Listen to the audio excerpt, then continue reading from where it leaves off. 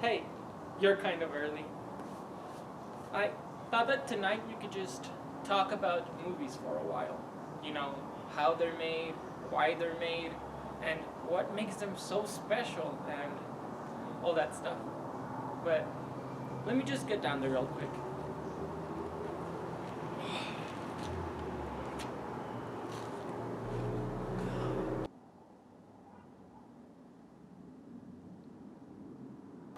Or maybe we can just do it from up here, if that's okay.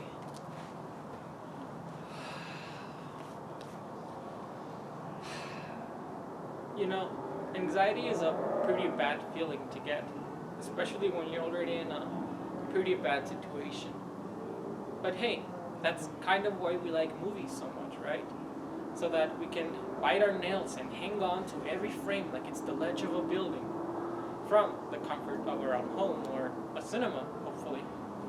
So, why don't you sit back and let's discuss what makes a movie so awful to watch, yet hard to look away from. This is my personal list for the top 5 most anxiety-inducing movies that I can think of. For number 5, I think we should talk about the beginning of anxiety, when we're forced to accept the reality of the situation. For this, a lot of directors would choose to pull the camera back with a nice wide angle, something that states that the problem is bigger than the individual. It's like in those Roland Emmerich movies, where an unstoppable force destroys large cities.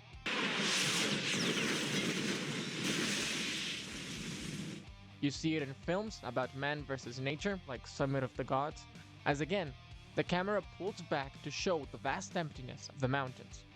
Or of the ocean, as in The Life of Pi. Space, like in Gravity. It's a very simple and effective way to make our subject smaller, and the longer that the shot runs, the more we fall into despair. And I think that this shot was used exceptionally well in my number 5 pick, 12 Years a Slave by Steve McQueen.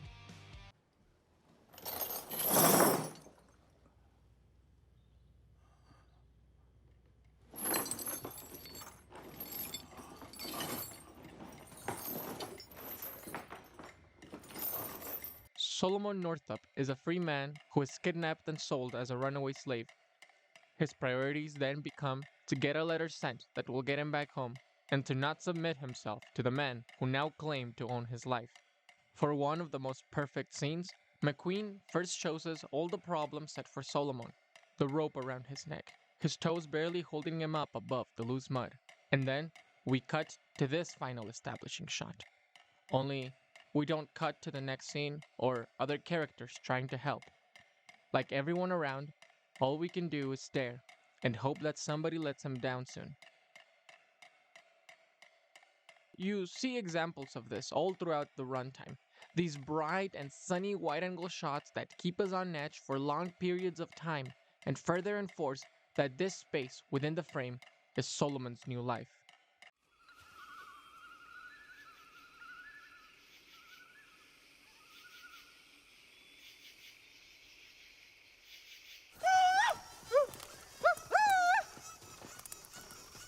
Number 4. Problems can be fixed, and one should always try to remain calm. Yet, we can't help but lose our nerve when things get worse and worse. Like seeing Howard in Uncut Gems, constantly putting himself in more debt and pissing people off because he hopes he's gonna get back more than enough money to pay them all back. But there's other ways of throwing yourself in harm's way. It's in Another Round when a fun experiment between friends turns into addiction. Or Joy and Riley self-sabotaging their life over and over in a desperate struggle to stay happy. It's Neiman sacrificing his physical and mental health to impress his teacher until he can barely stay up. American Psycho's use of an unreliable narrator so that we can't even tell what's real anymore. Final Destination escalates to an unpredictable death that takes its time mocking you. We wait anxiously as things continue to build up to an unpredictable finale that we hope brings everything together. And that can be seen in the Requiem for a Dream. Raw. The miserable tone of misery, but I'm giving it to Get Out. Jordan Peele's horror comedy starts with Chris meeting his girlfriend's parents. Added in is some racial tension, and Chris's common sense starts to work against him as he dismisses every sign to get out as maybe just him not understanding the lifestyle and culture of rich white people. Every scene leaves us with an ominous clue that might not make sense right away, but soon it all gets dropped on you. But by then, Chris has already walked himself into a corner. The chores have become my sanctuary.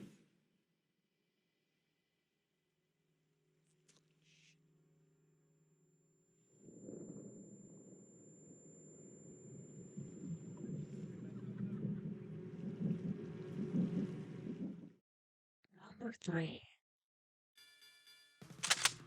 Back in number 5, we mentioned one of the many uses of pulling back the camera. It opens things up and says, this is the mess we are in. This is the problem to be solved. However, pushing in can add a whole other level of anxiety. By moving the camera closer, and thus moving us closer, we are put in a compromising position. It quite literally pushes us towards something we rather avoid, like the beginning of Midsummer, as the camera slowly pans in and we discover what happened inside that room. Infamously, it's waiting to find out if Shiger is going to kill the store clerk for no apparent reason, and Michael Corleone motivating himself to kill Solozo and McCluskey. This pushing closes you in and keeps you from thinking straight. It also means that time is running out and a decision must be made. We see it in 7 and 127 hours. It's in The Happening. It's all over Son of Saul. Scenes in the official story set to trap you in these emotional moments without you realizing it until it's too late. These shots also work brilliantly in Mommy, a movie that also uses the square aspect ratio to make us feel even more claustrophobic. And the middle spot lands on Shiva Baby, a fantastic introduction to the genre of Jewish horror. Excuse me.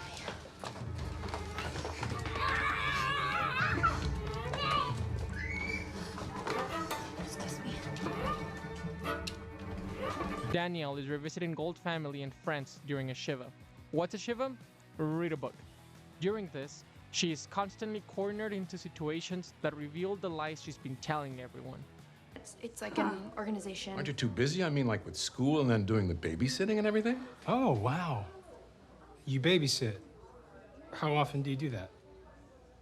Just, whenever they need me. They don't give you a schedule? No. No schedule? No schedule, Mom. Huh. Well, do you enjoy it? Yeah, depends on the kid, but it's a great way to pay the bills, so. Bills? You've never paid a bill in your life. I don't. With so many people in the same room expecting different answers from her, she then fails to respond in any intelligible way. As the day goes on, we continue to lose the space around us, and noises become overbearing. You'd either see slow pans and zoom-ins, or quick cutscenes that build up like a ticking time... Or quick cutscenes that build up like a ticking time bomb that... I'm sorry, I'm just really tired and it's getting pretty cold up here. Yeah, that's right, I'm still on the rooftop. Anyway. And just as things are building up, the energy rises. The music has been cued. People are screaming. Everyone is running around. Someone has a GoPro attached to their chest. Mass hysteria. The Bourne trilogy gives us a hilarious example of this type of tension. Every time someone becomes erratic, disoriented, or panic, the camera freaks out along with them. As things get progressively worse and everything gets put at risk, scenes become nearly incomprehensible to watch. This style of shaky cam is often used to hide sloppy choreography. And though, yes, that's lazy, tonally, it fits. I do believe this is what it feels like to roll around with someone who is trying to kill you. This isn't a hard technique to do, and I'm not talking about the guy who has to hold the camera or the one who needs to edit it. It hides imperfections just as much as it gives an attitude to the film. Well, as long as you don't do that, you're fine.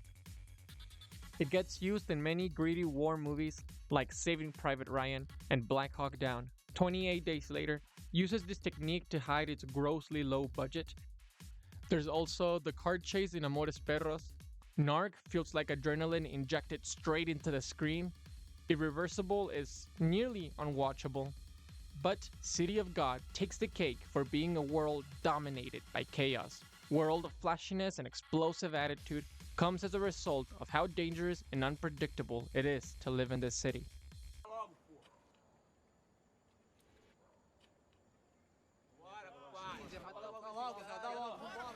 Calma aí, cara, que eu vou chamar ele.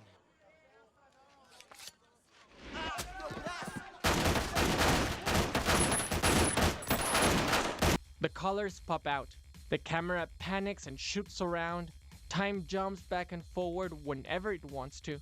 The tone is also all over the place. It can be laid back and fun, while also traumatizing and completely insane. The young characters are filled up with excessive energy, anger, and a motivation to establish themselves in some kind of way. And until the credits roll, this ride never slows down. We are yet to talk about characters. After all, no matter how stressful the situation gets, if our protagonist finds him or herself well composed, we are least likely to feel anything ourselves. Number one spot is for that protagonist that is definitely not on top of things. Someone we don't feel we can depend on, but they're the one we're stuck with.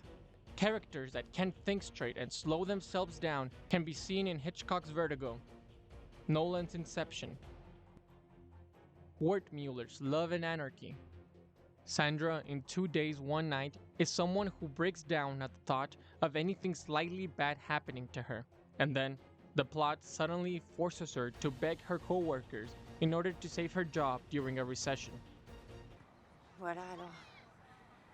Je voulais te voir pour savoir si lundi tu serais d'accord de voter pour que je reste. We also have examples of characters becoming unhinged, like Paul in It Comes at Night, as his measures to protect his family end up turning him into the antagonist of the movie. Similarly is Keller in Prisoners.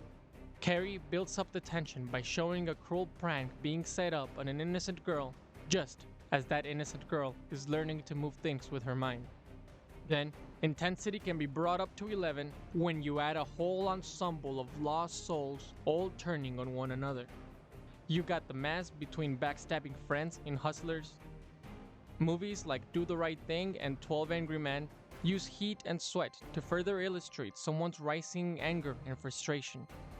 And restraining them to a single location helps drain their patience a lot faster, like in John Carpenter's The Thing, Battle Royale, The Mist, The Circle, a good chunk of the Saw movies. But for the most anxiety-inducing movie, nothing gets better for this generation than Climax.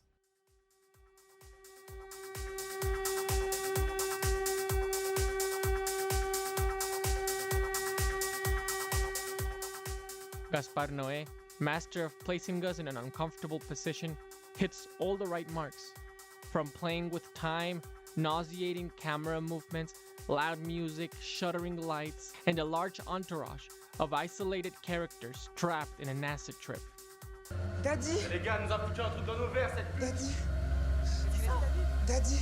Il y a un truc dans la sangria, c'est pas moi, j'en ai bu comme tout le monde. C'est que ça, que je me sens pas bien. C'est pas moi. Qu'est-ce que t'as fait quand tu l'as préparé? C'est pas moi. Ah, putain gris, la voici, la voilà. Moi j'en ai bu comme tout le monde! J'en ai bu comme tout le monde! Throughout this experience, we get to see the characters express themselves in distinguishable ways, some bad, others worse. But it's also kind of a whodunit mystery, one in which everyone is bound to make terrible, impulsive decisions. They're all trying to reason something, but the flow of it is constantly being interrupted by, well, drugs. With a pretty short runtime, the night does not take long to descend into madness. It's a real Chekhov's gun of a movie too. And the fact that you can see certain things coming feels more depressing than it does rewarding.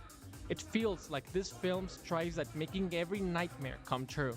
And that is why this is my pick for the most anxiety-inducing movie I can think of right now.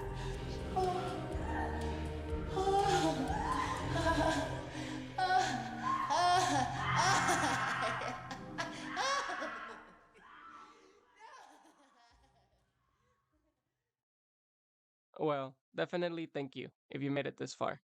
I know my voice is not the most exciting thing to listen to, and I tried my best, I swear. Subscribe if you want to, or don't. I don't care. I'm not monetized. And if you want to see more videos like this, where I cover a large amount of movies in a very short time, I don't know. If you get on your knees and beg, maybe I'll think about it.